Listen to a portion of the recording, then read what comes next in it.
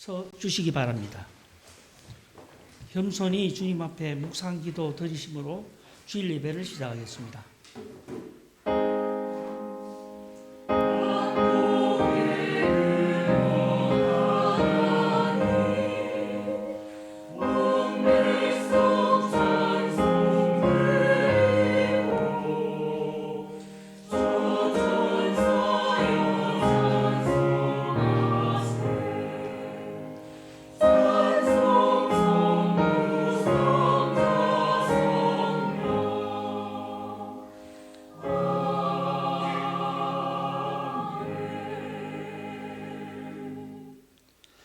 찬송가 32장을 부르시겠습니다.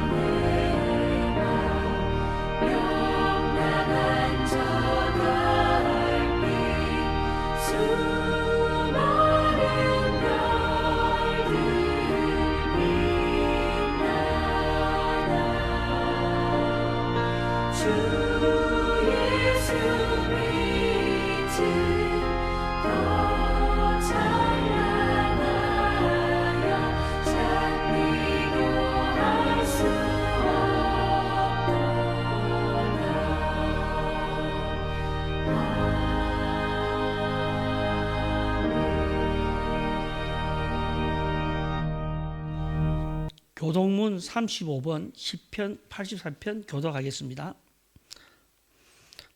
만군의 여호와여, 주의 장막이 어찌 그리 사랑스러운지요. 내 마음과 육체가 살아계시는 하나님께 부르짖나이다. 주의 제단에서 참새도 제 집을 얻고 제비도 새끼 둘 보금자리를 얻었나이다.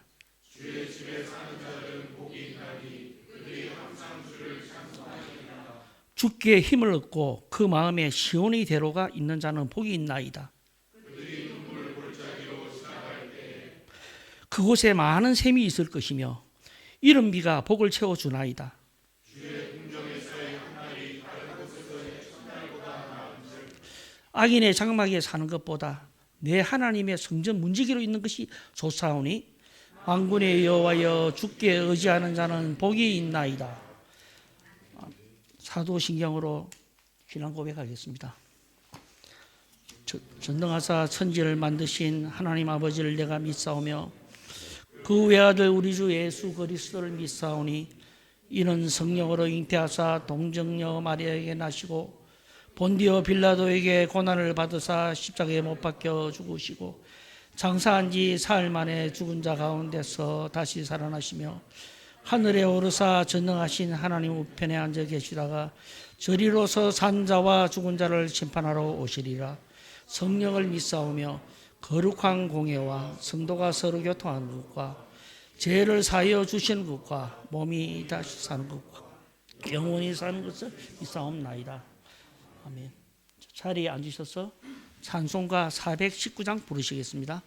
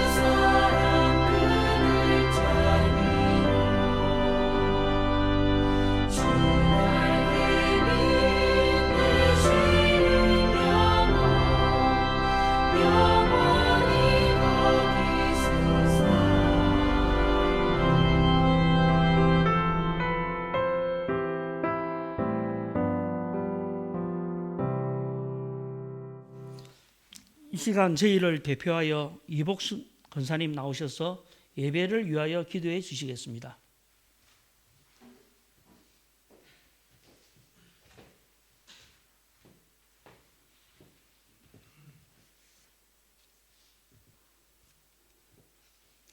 다 함께 기도드리겠습니다. 사랑의 아버지 하나님, 하나님 앞에 감히 설 수 없는 죄인들이 우리 주 예수 그리스도의 이름으로 감사와 찬미와 영광을 올려드립니다. 사랑의 예수님, 감히 상상조차 할 수 없는 고통의 십자가를 저희 죄를 대신하여 주셨고 돌아가셨고 부활하셨으며 성천하셔서 지금 이 순간에도 하늘 보좌에서 저희들을 위해 중보하심을 믿고 감사드립니다. 성령 하나님, 예수님 재림 때까지 저희들을 도우시고 보호하시고 이끌어 주실 성령님, 저희들의 마음에 감화 감동을 주시어서 이 시간 신령과 진정으로 예배를 드릴 수 있도록 도와주시옵소서. 2023년 두 번째 주일인 오늘, 세상은 전쟁으로, 유행병으로, 이상기온으로 어렵고 힘든 혼란 중에 있습니다. 사랑의 예수님, 저희들을 주님의 보호 아래 이곳 오스트리아에서 안전히 살게 하심을 감사드립니다. 받은 은혜에 감사하여 저희 교회가 구원과 생명 회복과 위로의 방주로서의 역할을 감당하는 공동체가 될 수 있도록 인도하여 주시옵소서.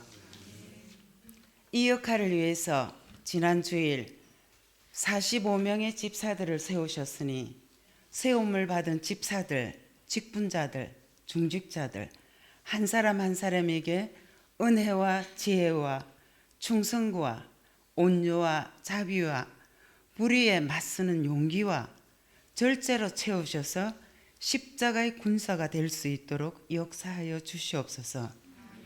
그리하여 비엔나 상로교회가 사람을, 재물을, 세상을 바라보지 않고 예수님만 바라보는 주 바라기 공동체가 되어 하나님을 향한 사랑과 열심과 턱심으로 명령하신 지상 명령인 복음 전파에 열정적으로 임할 수 있도록 도와주시옵소서. 주의 재단에 세우신 담임 목사님께서 생명의 말씀을 선포하실 때에 우리 모두 말씀으로 거듭나고 하나님의 일꾼으로 양육되어서 믿음은 들음에서 나며 들음은 그리스도에게서라는 말씀이 이루어지게 하옵소서.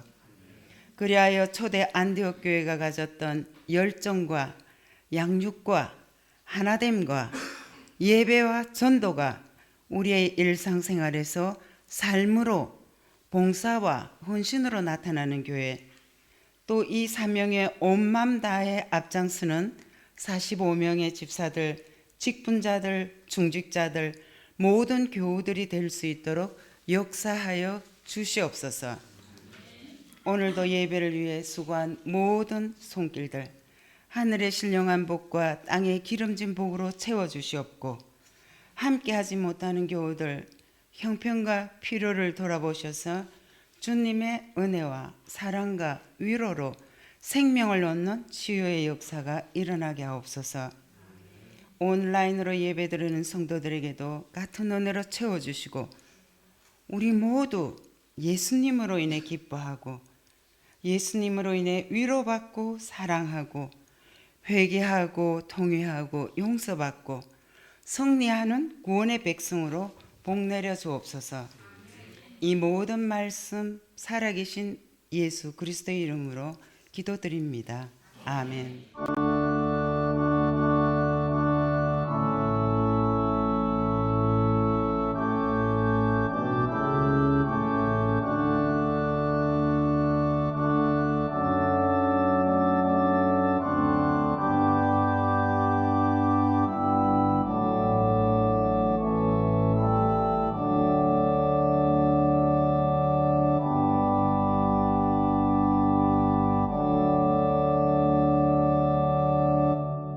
이 시간 호산나 성가대 나오셔서 하나님 아버지의 마음이란 곡으로 주님께 올려드리겠습니다.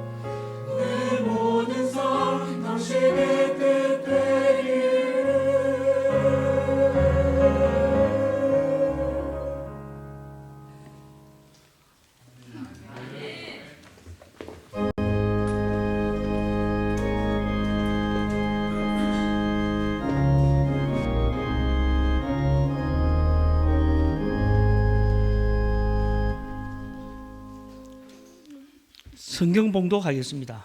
오늘 주실 말씀은 출애굽기 3장 13절에서 21절 말씀을 강날의 성도님이 봉독 후 목사님 나오셔서 스스로 있는 자라는 제목으로 말씀 전해 주실 때에 많은 은혜 받으시기 바랍니다.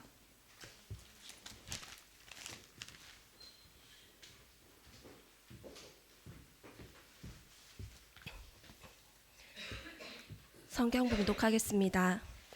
모세가 하나님께 아뢰되 내가 이스라엘 자손에게 가서 이르기를 너희의 조상의 하나님이 나를 너희에게 보내셨다 하면 그들이 내게 묻기를 그의 이름이 무엇이냐 하리니 내가 무엇이라고 그들에게 말하리이까.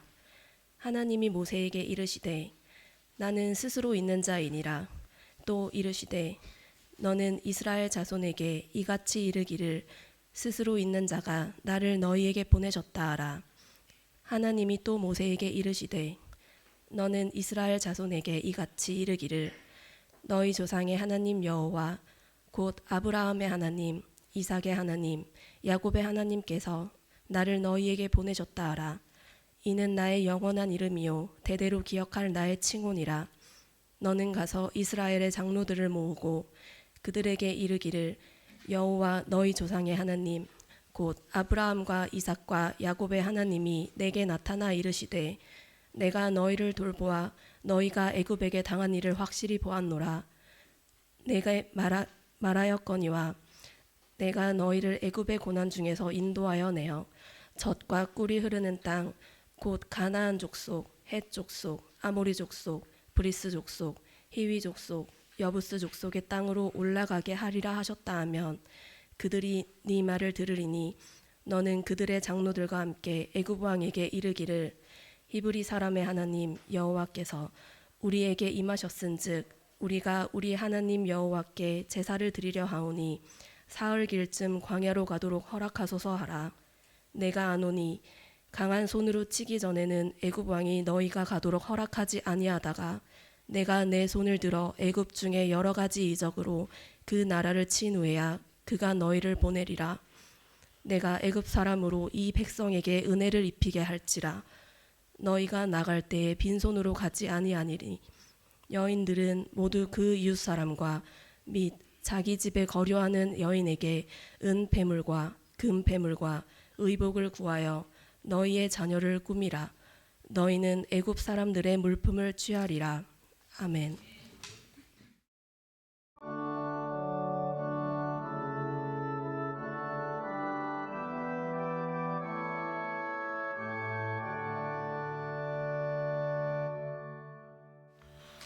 이제 출애굽기로 다시 돌아왔습니다. 출애굽기를 우리가 같이 살폈는지도 생각이 안 나시죠? 출애굽기를 저희가 보고 있었습니다. 그래서 지난번에 출애굽기 3장 전반부를 우리가 함께 살폈습니다. 기억이 나시나요? 기억이 안 나셔야죠. 하나님이 모세를 시내산에서 부르시는 그런 내용이었습니다. 떨기나무, 가시덤불 같은 아무것도 아닌 그런 나무에 불이 타는데 불이 붙었는데 나무가 타지를 않아요. 참 신기하구나 생각이 돼서 모세가 그 나무에 가까이 접근했다가 하나님의 음성을 듣게 됩니다. 모세의 민족 이스라엘을 애굽의 노예 생활에서 구원해 내라고 하는 그러한 사명을 모세가 받죠. 그때 모세 나이가 몇 살이었습니까? 40세, 80세, 120세 몇 세였을까요? 80세 노인이었죠. 모세는 자기 자신은 아무것도 아닌 그런 한갓 노인이라고 생각을 했기 때문에 하나님의 부르심에 매우 당황했습니다.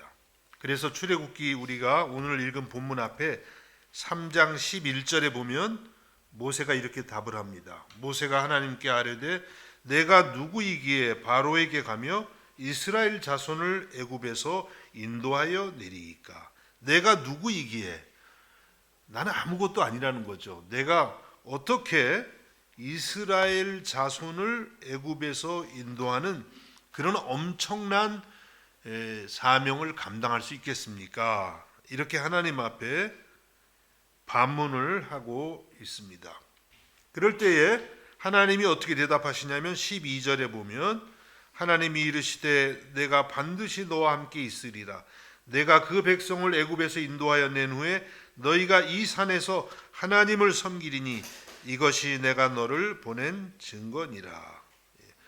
모세는 할 수 없다고 그렇게 고백을 했지만 하나님께서 어떻게 말씀하시냐면 내가 반드시 너와 함께 있으리라.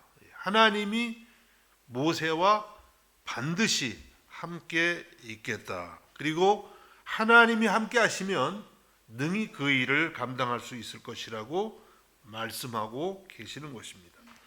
그러니까 모세가 하나님의 일을 감당하는 것은 모세가 훌륭해서도 아니고 능력이 있었어도 아니고 하나님이 함께 하시기 때문에 가능하다고 말씀하시는 것입니다. 여러분, 우리가 새해를 맞이했습니다. 올 한 해 우리가 어떻게 하나님의 뜻을 행하고 하나님 안에서 살아갈 수가 있을까요? 우리의 똑똑함이나 우리의 지혜로 될까요? 아니라고 하는 거예요. 오늘 이 하나님의 약속의 말씀, 내가 반드시 너와 함께 있으리라. 오늘 이 말씀을 저와 여러분에게도 주시는 줄로 믿으시기를 바랍니다. 모세에게만 주시는 것이 아니에요.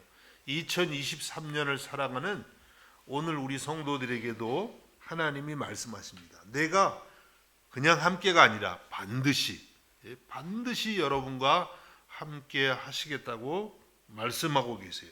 이 말씀을 믿고 승리하는 한 해가 될 수 있기를 우리 주님의 이름으로 축복합니다.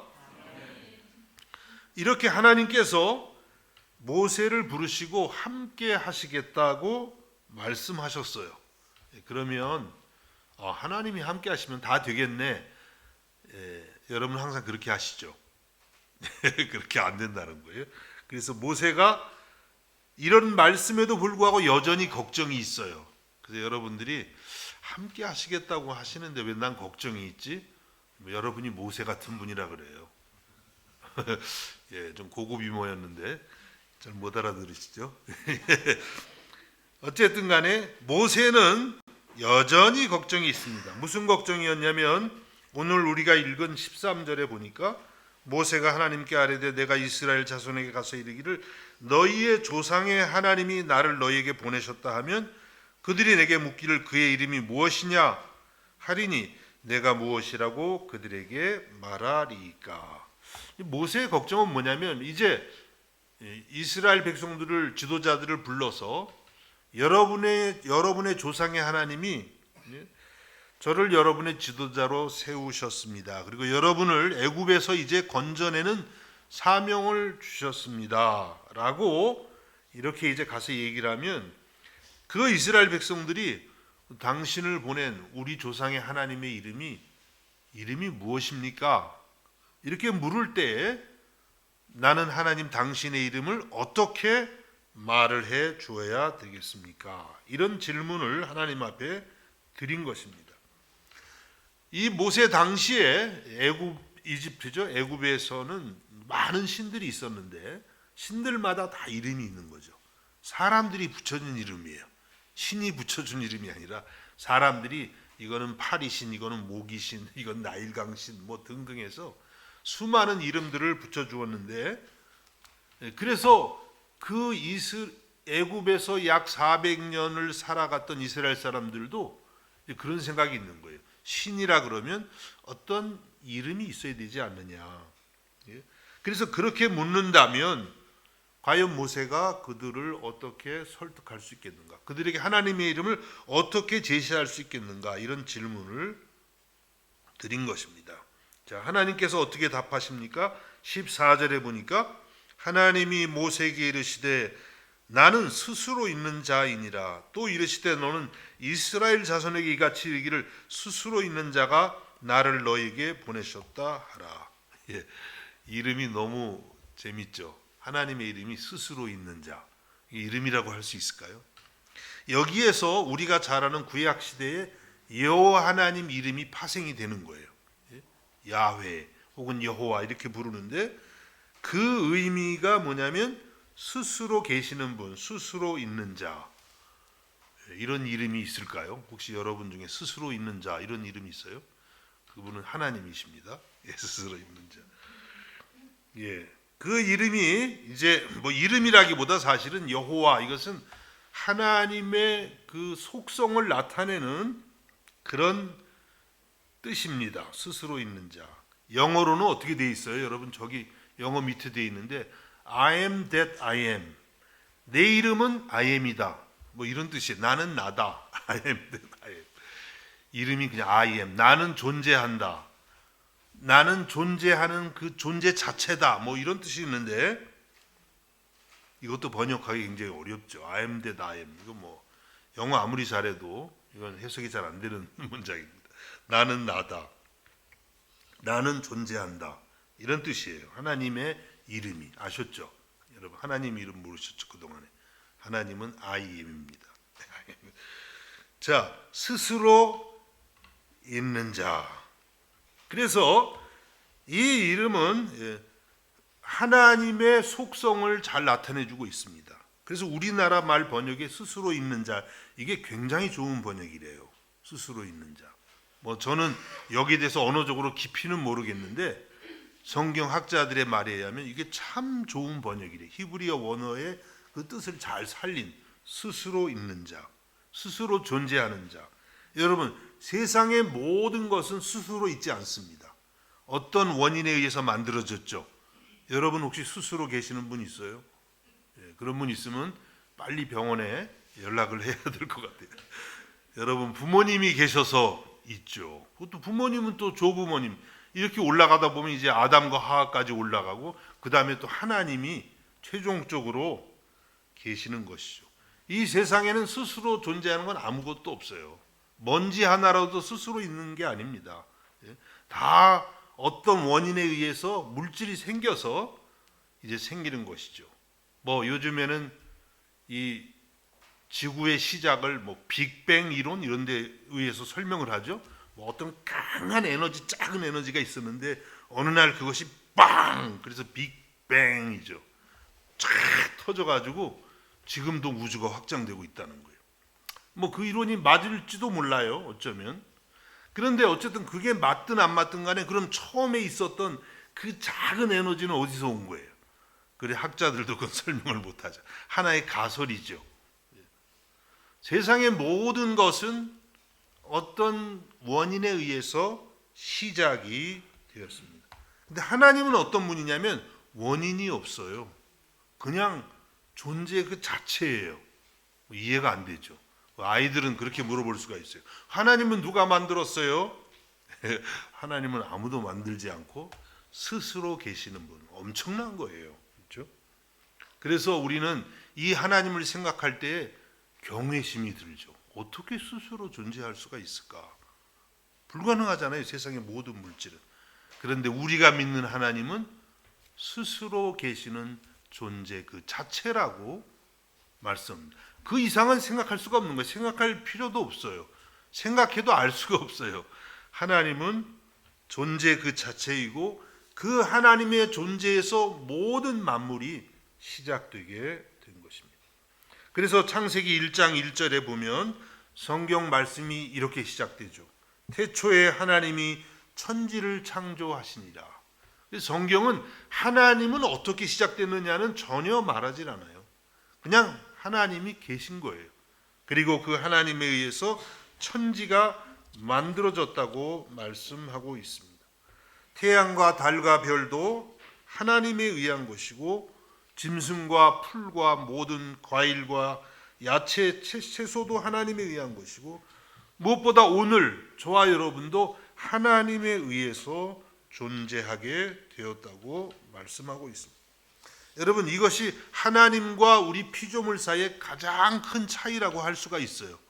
하나님은 스스로 계시는 분, 우리는 그 스스로 계시는 분에 의해서 만들어진 존재, 피조물. 그래서 하나님을 존재의 시작이요 존재의 근원이라고 말씀할 수가 있는 것입니다. 그래서 하나님은 우리의 또 아버지가 되시기도 하는 것입니다. 여러분 스스로 계시는 하나님, 이 하나님을 경외하고 이 하나님을 의지할 수 있기를 주님의 이름으로 축복합니다. 그리고 하나님은 모세에게 이렇게 하나님은 모세에게 자신이 누구인지 알려주셨어요. 하나님이 알려주시지 않으면요 우리 하나님을 알 수가 없어요. 그래서 하나님이 모세에게 나타나서 이름을 알려달라 그러니까 뭐 이름이라기보다 사실은 하나님의 속성을 계시해 주신 것이죠. 이 출애굽기는 그래서 어떤 책이냐면 하나님이 끊임없이 자기를 알려주시는 책이에요. 이스라엘 백성들에게, 먼저는 모세에게, 또 이스라엘 백성들에게 하나님이 자신이 누구인지 알려주십니다. 심지어는 하나님을 거역하는 애굽 사람들에게조차도 하나님이 누구신지 알려주는 책이 이 출애굽기가 되는 것입니다.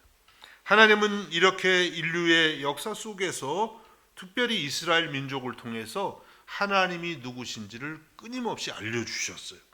그리고 최종적으로는 누구를 통해서 알려주셨어요? 최종적으로는 예수 그리스도를 통해서 하나님을 우리에게 계시해 주신 것입니다. 그래서 예수님이 하나님의 계시의 최종판 이렇게 말할 수가 있어요. 예수님을 너무 판이라니까 좀 죄송하긴 한데 하여튼 최종 계시라고 그렇게 말씀드릴 수가 있습니다.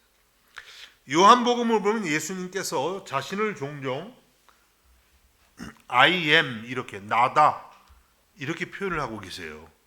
그래서 예수님이 나는 생명의 떡이고 생명의 빛이고 나는 양의 문이고 나는 선한 목자이고 나는 부활이고 생명이고 나는 길이고 진리고 생명이며 나는 참 포도나무라고 합니다. 그때 이 나는 I am 이것이 무엇을 의미하냐면 바로 이 출애굽기 3장 14절에 나오는 나는 이다 I am 이것을 말한다는 거예요. 좀 복잡하죠. 어렵죠.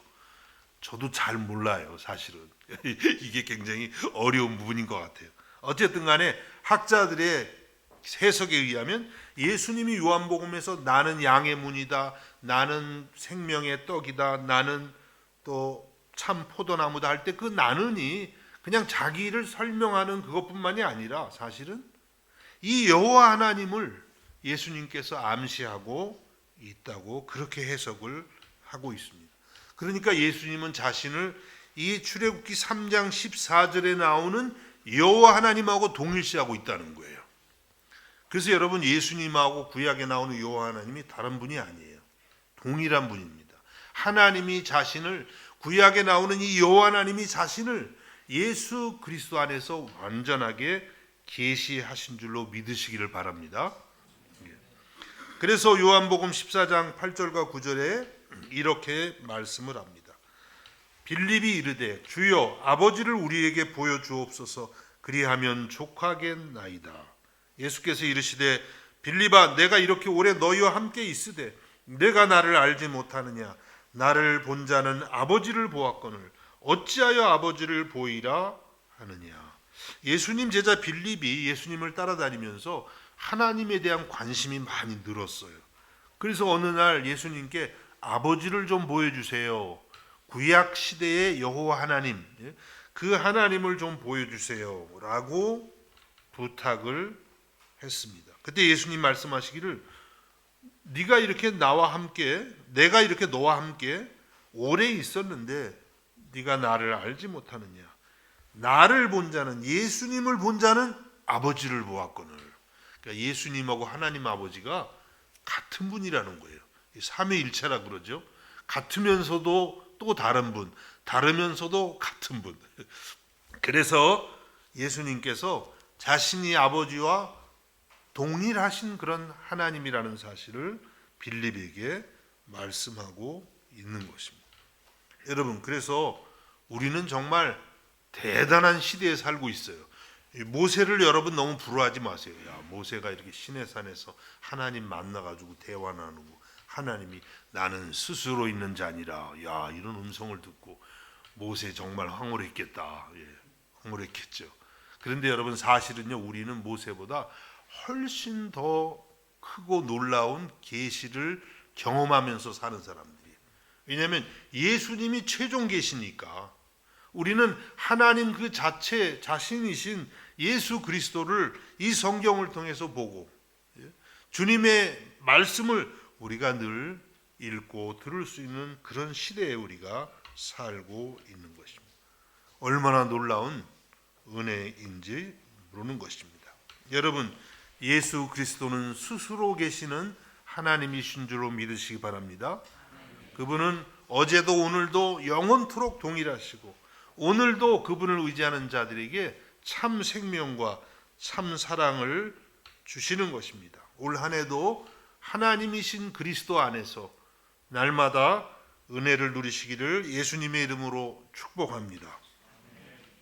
이제 하나님께서 모세에게 그 스스로 계신 하나님이 구체적으로 어떻게 일하시는지 그 하나님의 사역을 말씀해 주고 계세요. 15절 우리 출애굽기 3장 15절에 보니까 하나님이 또 모세에게 이르시되 설명하시죠. 너는 이스라엘 자손에게 이같이 이르기를 너희 조상의 하나님 여호와 곧 아브라함의 하나님 이삭의 하나님 야곱의 하나님께서 나를 너희에게 보내셨다 하라. 이는 나의 영원한 이름이요 대대로 기억할 나의 칭호니라. 그래서 하나님께서 이제 스스로 계신 하나님인데 구체적으로 어떤 하나님이냐면 이스라엘의 조상의 하나님. 그래서 아브라함과 이삭과 야곱의 하나님, 그 하나님이 오늘 이스라엘의 하나님도 되신다고 말씀하고 있어요. 여러분, 아브라함, 지금 모세가 지금 모세 시대인데 이 모세보다 약 500년 전에 살았던 그런 인물이죠, 아브라함. 근데 500년 전에 하나님께서 아브라함하고 같이 계셨고 또 그 다음에는 이삭과 야곱과 함께 하셨는데 이 시대 모세 시대에도 함께 하시는 하나님이라고 말씀하고 있는 거예요. 하나님은 우리처럼 시간의 구애를 받지 않아요. 아브라함 때 계신 하나님이 모세 때도 계시고 오늘 우리와도 함께 하시는 하나님. 우리는 살다가 다 떠나죠. 혹시 여러분 중에 영원히 살 수 있는 분? 물론 영원히 살죠. 우리가 예수 안에서 영생을 누리지만 육체를 갖고 영원히 살 사람은 우리는 다 시간 속에 살아요. 오래 살면 100년. 100년은 요즘 짧나요? 어떻게 120년?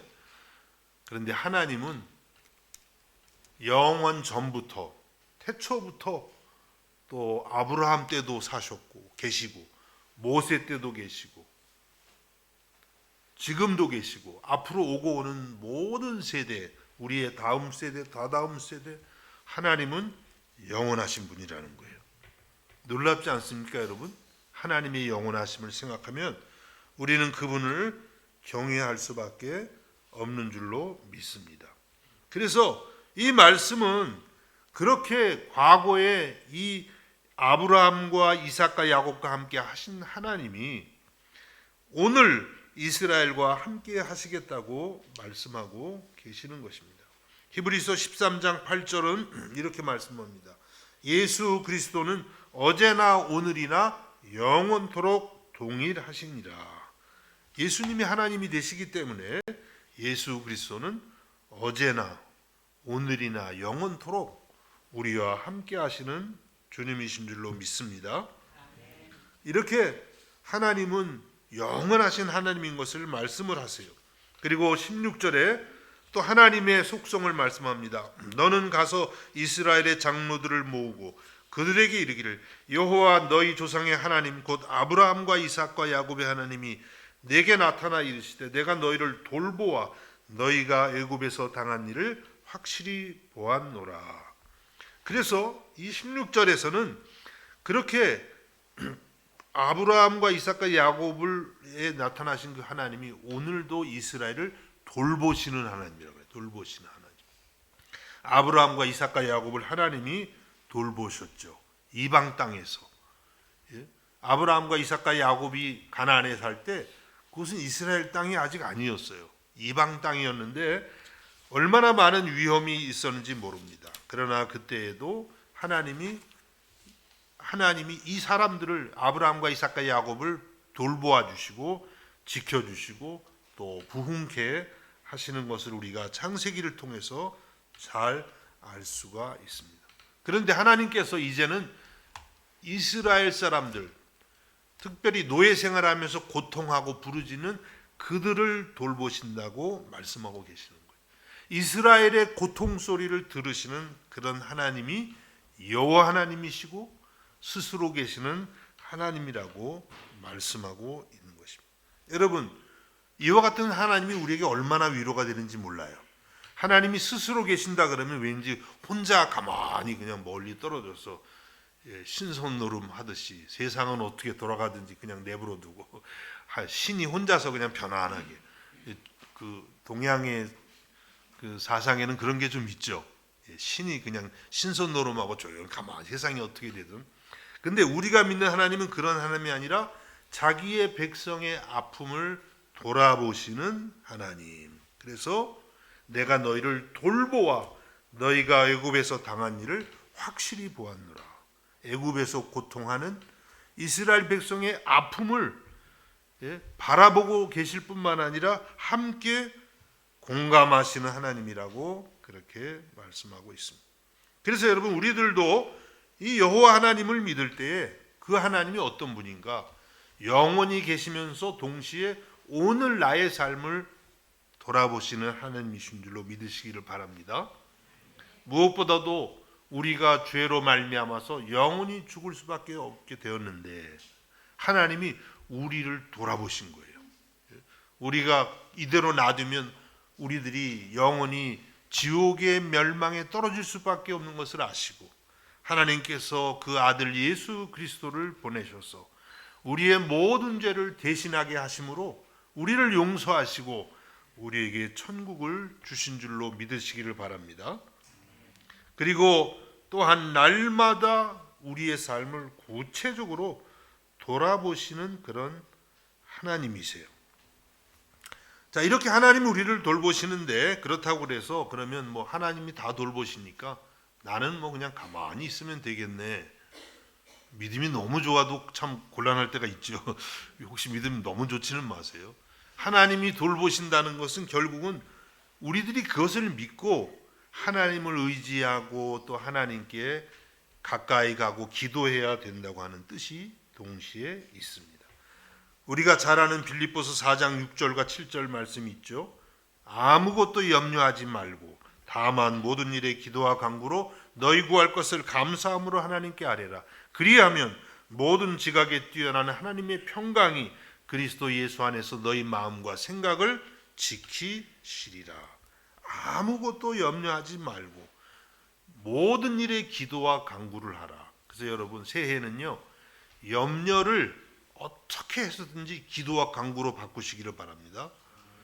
염려가 그냥 습관이 되다 보면은요, 하루 종일 염려하고 살면 그 염려도 그냥 하는 게 아니라 에너지가 많이 소비된대요.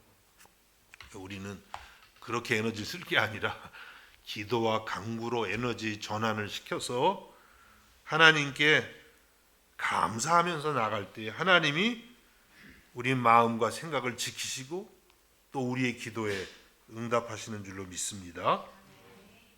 이렇게 말하지만 사실은 저도 염려가 많아요. 예.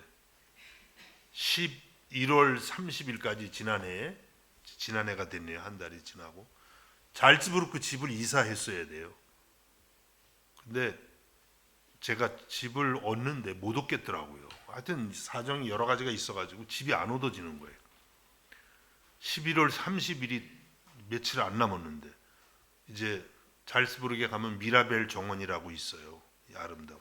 그 미라벨 정원에 가서 살아야 될 판이에요. 이제 노숙을. 집이 안 나와가지고. 야, 그냥 며칠 안 남으니까 그때서야 기도가 나오더라고요. 제가 전에는 그런 생각을 했어요. 이런 일을 가지고 기도하면 안 되지. 뭐 이런 거 가지고 그냥 믿고 있으면 되지. 아이고, 너무 이사 가는 거 가지고 기도하는 거 너무 믿음이 없어. 너무 하나님을 너무 째째하게 만드는 거 아니야. 뭐 이런 생각이 많았어요. 야, 근데 급하니까 웬걸, 주여 기도 안 하면 용서해 주시옵소서. 그리고 기도가 막 나오는 거예요. 믿습니다. 예, 마지막 날까지 열쇠를 반납하고, 여기 아시죠 여러분? 꼭 마지막 날짜 지키고 지나가면 한 달 더 내는 거예요. 그냥 그래가지고 이사를 뭐 다 이제 정리하자면 생략하면 이사를 정말 11월 30일 날 했어요. 그날 마쳤어요. 29일, 30일. 이야, 정말 한 집에서 25년 이상을 하여튼 살았나 그런데 짐이 별로 없다고 생각했는데 왜 이렇게 짐이 많아요? 3분의 2 이상을 버렸어요.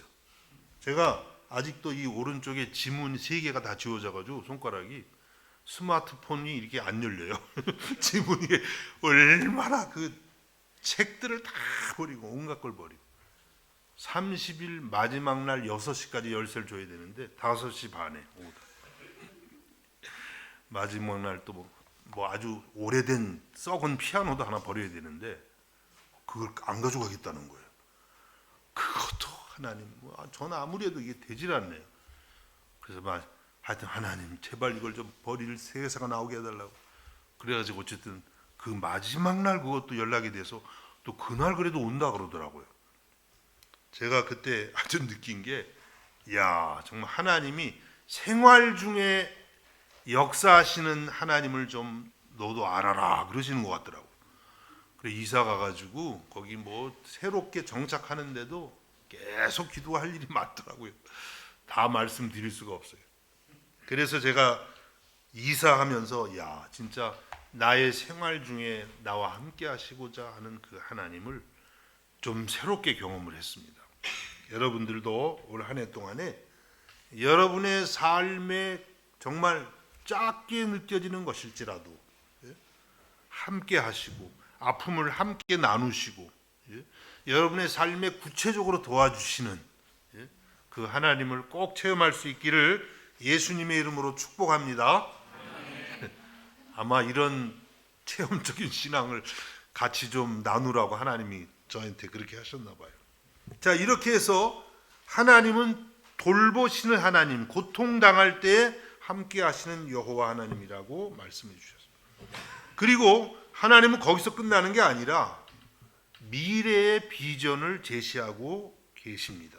17절에 출애굽기 3장 17절에 보니까 내가 말하였거니와 내가 너희를 애굽의 고난 중에서 인도하여 내어 젖과 꿀이 흐르는 땅 곧 가나안 족속, 헷 족속, 아모리 족속, 브리스 족속, 히위 족속, 여부스 족속의 땅으로 올라가게 하리라 하셨다 하면 하나님이 고난 중에서 애굽의 고난 중에서 끄집어내어서 젖과 꿀이 흐르는 땅으로 인도하신다는 거예요. 미래의 비전을 제시하고 계시는 것입니다. 마찬가지입니다. 하나님은 언제나 우리에게 미래의 비전을 제시해 주시는 분이에요. 작년에 이랬으니까 올해도 이럴 거야. 작년에 안 됐으니까 올해도 안 될 거야. 그렇지가 않다는 거예요. 하나님이 또 올해는 올해대로 새로운 비전을 주시고 꿈을 주시고 인도하신다는 거예요. 무엇보다도 하나님은 우리에게 천국의 비전을 주세요. 이 젖과 꿀이 흐르는 땅 가나안 땅이 신약적으로 말하면 천국이에요. 하나님의 나라를 우리의 심령 속에서, 우리의 가정 속에서, 우리의 교회 속에서, 우리가 살아가는 모든 곳에서 이루어 주실 것이라고 말씀하고 계시는 것입니다. 그래서 우리의 진정한 꿈과 비전은요, 하나님의 나라를 내 심령에서부터 더 누리는 것, 그것이 우리의 비전이라고 하겠습니다. 그런데 여러분, 이 가나안의 이 젖과 꿀이 흐르는 땅은 그냥 차지할 수 있는 건 아니에요. 하나님이 약속하셨지만 거기 들어가면 이게 뭐 가나안 족속, 헷 족속, 아모리 족속, 브리스 족속, 히위 족속, 여부스 족속 이런 그 토착민들이 있는 거예요. 그들과 싸워야 되고 거기에 있는 우상 숭배와 싸워야 되고 그런 하나님을 알지 못하는 그런 죄악된 문화와 싸워서 승리해야만 얻을 수 있는 곳이 바로 이 가나안의 젖과 꿀이 흐르는 땅인 것입니다. 마찬가지로 우리 삶에서 천국을 누리는 것도 그냥 가만히 있으면 되는 것은 아니라는 거예요. 가꾸어야 돼요. 그래서 올 한 해 동안에 여러분이 천국을 경험하려면 여러분들도 가꾸는 노력을 해야 돼요. 죄와 싸워야 되고 그리고 또 이런 세속적인 문화와 싸워야 되고 날마다 하나님의 말씀으로 내 마음을 가꾸어야 되고 성령으로 충만해져서 성령의 9가지 열매들을 맺을 때에 우리의 심령 속에 천국이 이루어질 줄로 믿습니다. 가꾸셔야 돼요. 그 잘츠부룩 집도 얘기했지만 저는 하나님이 집을 그냥 좋게 주시는 법이 잘 없는 것 같아요. 여기 여러분 비엔나 집 얻었을 때 처음에 저 많이 힘들었던 거 아시는 분 아시죠? 지금은 가나안이 됐어요. 가꾸어서 잘. 예? 잘츠부룩 집, 야 이게 다 말할 수가 없어요. 어떤 일이 있었는지. 그런데 어쨌든 간에 지금 많이 좋아지고 있어요. 그래서 하나님이 저한테 자꾸 배우라 그러시는 것 같아요. 가나안은 그냥 안 돼. 가꾸어야지. 여러분 비록 많은 어려움이 있을지라도 하나님과 함께 가꾸면서 가나안을 이루어갈 수 있기를 주님의 이름으로 축복합니다. 그리고 하나님께서 18절에는 또 하나의 비전을 주시는데 그들이 내 말을 들으리니 너는 그들의 장로들과 함께 애굽 왕에게 이르기를 히브리 사람의 하나님 여호와께서 우리에게 임하셨은즉 우리가 우리 하나님 여호와께 제사를 드리려 하오니 사흘길쯤 광야로 가도록 허락하소서 하라. 하나님이 이스라엘을 애굽에서 끄집어내는 중요한 이유가 뭐냐면 하나님 여호와께 제사를 드리는 거예요. 오늘날로 말하면 예배를 드리기 위해서. 이것이 하나님이 이스라엘에게 주시는 제일 중요한 비전이고 사명인 것입니다. 하나님께 예배하는 백성이 되는 것. 예. 여러분 우리가 예수 믿고 구원받은 중요한 목적과 꿈과 비전이 무엇이겠어요? 바로 하나님을 더욱더 진실되게 예배하는 백성이 되는 거예요. 그래서 올 한 해 동안에 여러분의 꿈과 비전이 무엇이냐면 내 마음의 천국이 이루어지는가 더불어서 그 천국은 또한 하나님께 더 예배 잘 드리는 것, 그것이 우리의 비전이에요. 뭐 막 일하는 것보다도 더 중요하고 근본적인 것은 우리들이 주님의 십자가 은혜를 감사하면서 성령으로 충만해져서 하나님을 더 잘 예배하는 그러한 백성이 되는 것, 이런 꿈으로 올 한 해도 나아갈 수 있기를 주님의 이름으로 축복합니다. 자, 그런데 이제 오늘 말씀을 계속 보면 19절과 20절 보니까 어려운 도전과 과제가 있다고 말씀하세요. 내가 아노니 강한 손으로 치기 전에는 애굽 왕이 너희가 가도록 허락하지 아니하다가 내가 내 손을 들어 애굽 중에 여러 가지 이적으로 그 나라를 친 후에야 그가 너희를 보내리라. 하나님께서 이스라엘 백성을 모세를 통해서 바로에게 가서 좀 보내시오, 광야에 가서 예배해야 됩니다 라고 하면 바로가 네 기다리고 있었습니다, 보내드리죠 라고 하면 얼마나 좋겠어요. 근데 절대로 그럴 리가 없다는 거예요.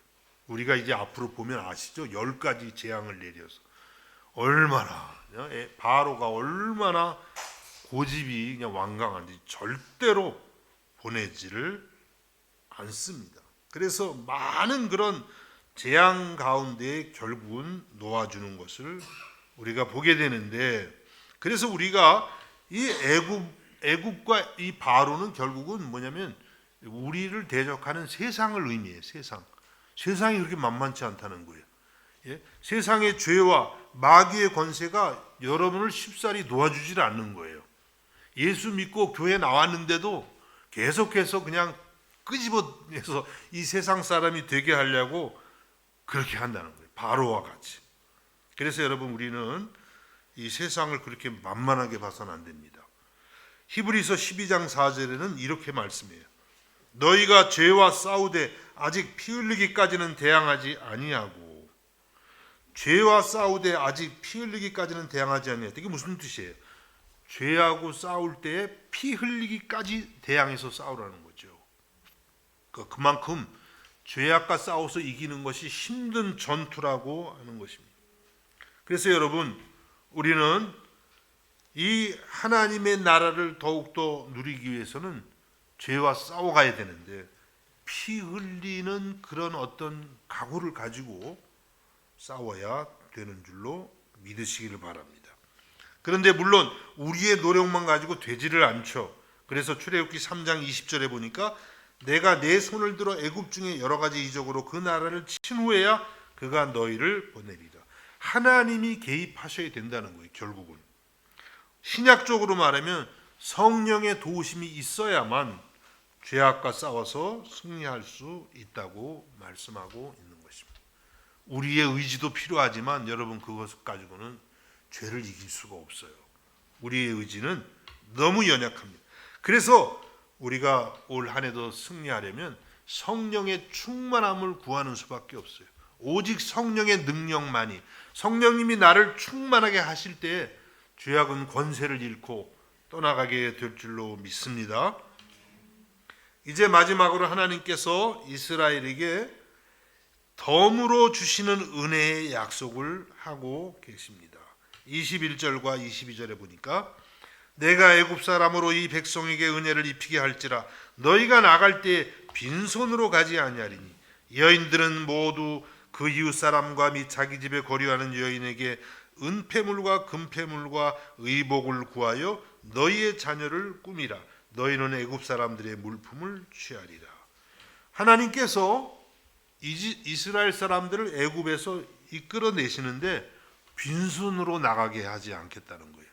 그래서 애굽 사람들로부터 이제 의복을 얻게 한다. 의복이 필요하죠. 이제 광야에서 이스라엘은 아직 그렇게 오래 있을 줄 모르지만 40년 생활을 해야 되거든요. 그동안에 이제 의복도 필요하니까 하나님이 미리 의복을 다 얻게 하는 거예요. 애굽 사람들이 그냥 제발 나가만 달라고 재앙이 너무 임하니까 그래가지고 이스라엘 사람들이 달래는 대로 그냥 다 옷을 주는 거죠. 의복을 얻고 뭐 여기 설명은 다 안 돼 있지만은 온갖 필요들을 애굽에서 다 얻게 되는 거예요. 그리고 또 은폐물과 금폐물, 은금도 다 얻었어요. 은금은 이제 어떻게 썼냐면 뭐 광야에서 뭐 은금이 뭐 필요 있겠어요? 나중에 이제 광야에서 성막을 지을 때 은금이 많이 필요했거든요. 거기 하나님의 전을 지을 때 이것을 하나님 앞에 들여서 쓰게 되는 것을 볼 수가 있습니다. 그래서 하나님께서 이들을 구원할 때 구원하는 것뿐만 아니라 미래의 모든 삶까지 다 예비하시는 거예요. 하나님이 스스로 계신 하나님, 영원하신 하나님이기 때문에 이들의 미래에 될 일 다 아시고 그리고 필요까지도 채우시는 것, 준비하시는 것을 볼 수가 있습니다. 여러분 우리는 우리의 미래를 많이 걱정하죠. 23년 새해가 되니까 괜히 걱정되죠. 올 한 해가. 그렇지 않아요? 어떻게 올 한 해를 살아갈 수 있을까? 걱정할 필요가 없습니다. 하나님이 여러분과 함께 하세요. 작년에 함께 하신 하나님, 올해도 함께 하시고 여러분의 인생 끝날 때까지 함께 하시는 줄로 믿습니다. 그분이 바로 스스로 계시는 하나님이에요. 언제나 계신 하나님. 그래서 우리가 미래를 너무 염려하면요, 하나님이 서운해하세요. 다 하나님이 염려하고 걱정하고 여기 지금 이스라엘 백성도 나갈 때 의복과 은과 금 다 준비하는데 너무 걱정하면요 하나님이 실망하십니다.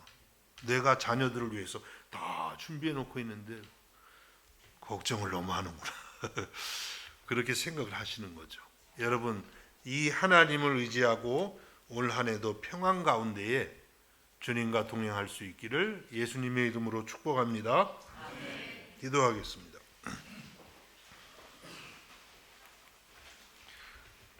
스스로 계시는 여호와 하나님, 아브라함과 이삭과 야곱과 함께 하시면서 그들의 일생을 도와주시고 믿음을 길러주시고 지키고 보호하신 그 하나님이 오늘도 2023년도를 살아가는 우리들을 지키시고 보호하시고 인도하시고 우리의 믿음을 자라게 하실 줄로 믿습니다. 이 하나님을 의지하고 올 한 해도 기쁨과 감사와 또 하나님을 기대하는 그 마음으로 살아가게 하여 주시옵소서. 예수님의 이름으로 기도하옵나이다. 아멘. 찬송가 80장 찬송하시겠습니다.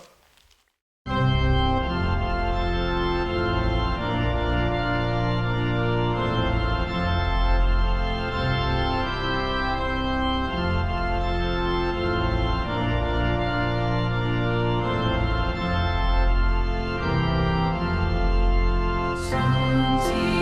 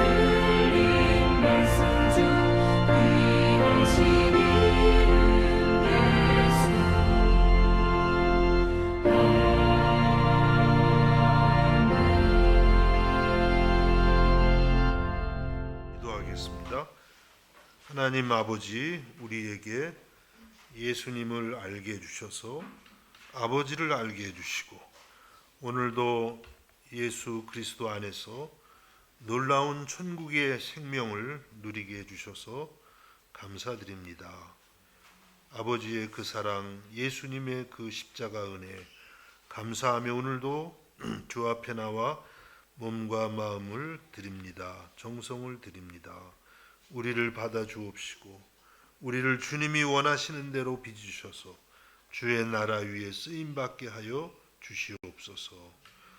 이렇게 새해를 맞아 주 앞에 예배하기에 힘쓰는 주의 자녀들을 축복해 주시고 올 한 해도 하늘의 은혜가 넘치게 하시며 날마다 삶에서 주님을 만나는 체험이 있게 하여 주시옵소서. 예수님의 이름으로 기도하옵나이다. 아멘. 자리에서 일어나셔서 주기도문 635장을 찬송하시겠습니다.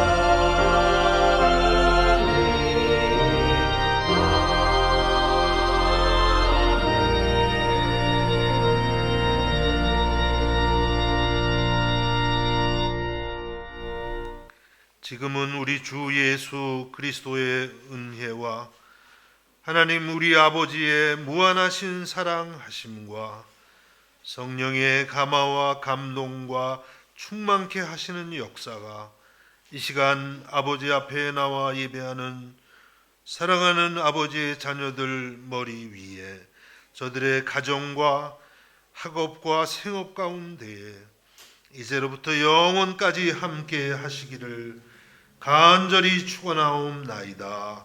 아멘.